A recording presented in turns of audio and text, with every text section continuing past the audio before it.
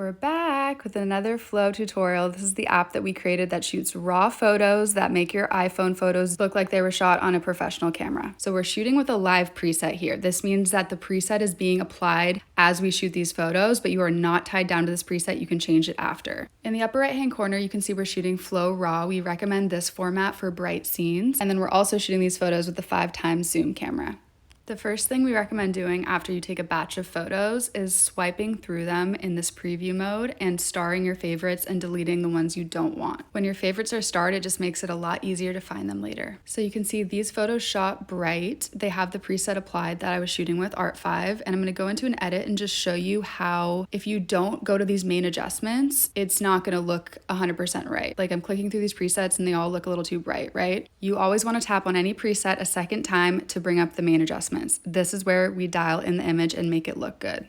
Because you're shooting raw, you can manipulate this photo so much more than you could with a JPEG. So exposure and exposure assist work together. You can either have a more contrasted image or softer image based on how you adjust these. And then the next thing you want to look at is temperature. Sometimes your photo will shoot too blue or too warm. You can always bring this in and get it exactly right where you like it. And then preset intensity is just the overall intensity of that preset, which sometimes it looks too intense and you can always bring that down. Let's say I wanted to try a different preset. Something different. Okay, let's try moody. By the way, hold down on any preset till the star pops up and tap the star and it'll add it to your favorites, which will always be at the front when you're editing. So we tap the preset and tap it again to bring up the main adjustments, and each preset is slightly different, so you might need to tweak it a little bit if you're tapping between presets. You can totally stop here if you want just a clean edit, but I'm gonna show you Touch Plus, which is where you can stack an effect or some coloring or something extra on top. See, we have different levels of fade. You can also hold and press the star to add to your favorites for Touch Plus as well. And then to remove any Touch Plus, just tap it again and it'll go away. I'm gonna show you under Film Color. Old Film 1 is one of my favorites. I use it a lot. I tap it again and you can adjust the overall intensity of this. So I'll dial it in right there. I think it looks good. Let's say I wanted to stack another one on top, like Film Tone. This adds just like some tonality to your image. You can play around with them and see which one you like. Just remember, if you're dialing in the intensity of it, it's gonna apply to both of the effects that you've added. I'm gonna hit Effects, which is where we have our grain, and I'm gonna zoom in so we can see. So I like to dial in the grain like this. I bring the balance all the way up or sort of close to the top, and that really brightens the grain. Under Adjust, we have even more tools. Like let's say you like a really muted edit, I would take down the vibrance and it'll really give those colors a nice mute.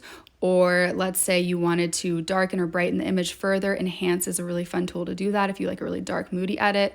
If you want a really sharp edit, our Sharpen tool is really good. And then let's say you have a bunch of photos shot in the same setting. You can copy and paste the edits over from the slide view, or you can hold press and batch copy and paste from library view as well. You can also hold down and select multiple images that you want to export at the same time.